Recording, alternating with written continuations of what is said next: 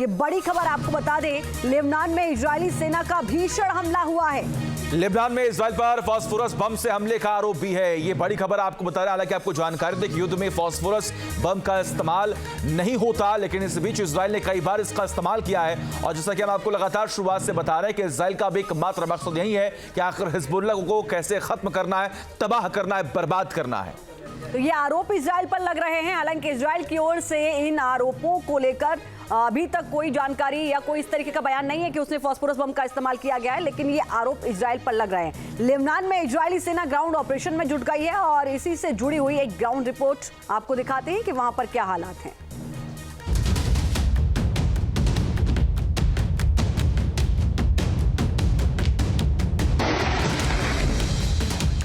Hezbollah पर Israel का आखिरी प्रहार।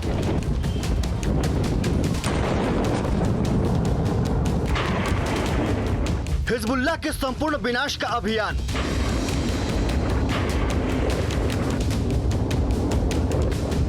हिजबुल्लाह के एक लड़ाके के खात्मे का ऑपरेशन।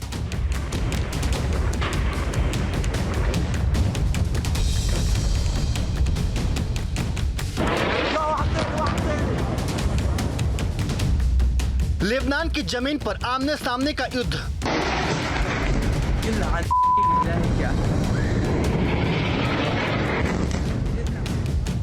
हिजबुल्लाह की धरती पर इजरायली टैंक ब्रिगेड का धावा।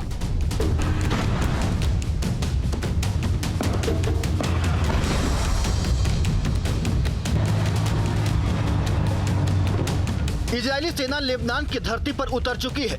इजरायली सेना ने लेबनान में ग्राउंड बैटल भी शुरू कर दिया है। हिजबुल्लाह की बची खुची ताकत को दफन करने के लिए इजरायल ने ग्राउंड अटैक शुरू कर दिए हैं।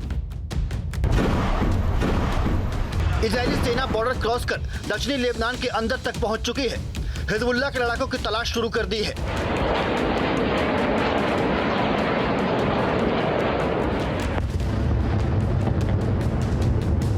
हिजबुल्लाह को सेनापति विहीन करने के बाद इजरायल की सेना ने अपना आखिरी मिशन भी शुरू कर दिया है।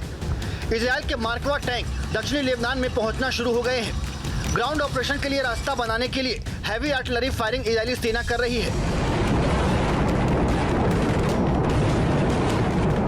आर्टिलरी फायरिंग के अलावा इजरायली फोर्स ने फास्फोरस बम का भी इस्तेमाल किया है।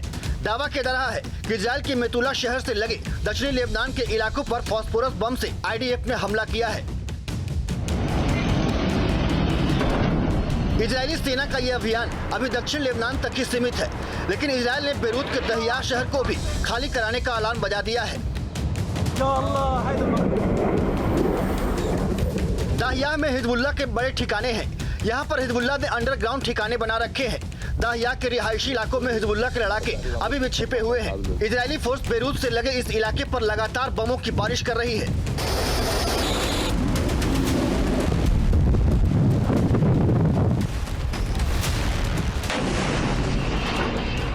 ग्राउंड अटैक के लिए इजरायली स्पेशल फोर्सेज ने दक्षिणी लेबनान में पहले ही बेस तैयार कर लिया था। इजरायल से लगी सीमा पर हिजबुल्लाह ने बारूदी सुरंगों का जाल बिछा रखा था, जिसे इजरायली कमांडो ने हटा दिया है।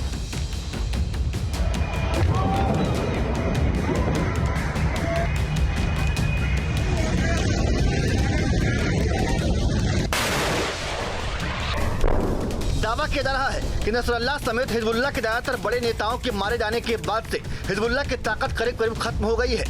लीडरशिप के खात्मे के बाद से हिजबुल्लाह के लड़ाके हताश और निराश बताए जा रहे हैं। लेकिन इस बात से इनकार नहीं किया जा सकता कि हिजबुल्लाह के ये लड़ाके किसी कमांडो से कम नहीं है। ये लड़ाके वेल ट्रेंड हैं, जो अपनी सरजमी पर आमने सामने की जंग में ज्यादा घातक साबित हो सकते हैं।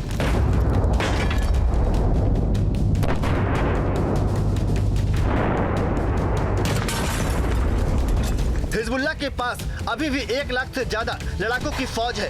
अत्याधुनिक हथियारों से लैस हैं। मिसाइल, रॉकेट, आरपीजी जैसे हथियार अभी भी इनके हथियारों के जखीरे में शामिल है।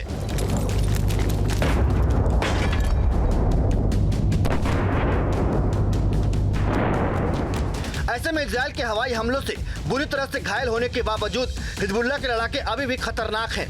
40 साल से गुरिल्ला वार में माहिर हैं। ऐसे में ये कहना गलत नहीं होगा कि दक्षिण लेबनान की धरती पर सबसे खतरनाक जंग शुरू हो चुकी है, जिसका अंजाम क्या होगा सभी को पता है, लेकिन नुकसान इजरायल को भी कम नहीं होगा।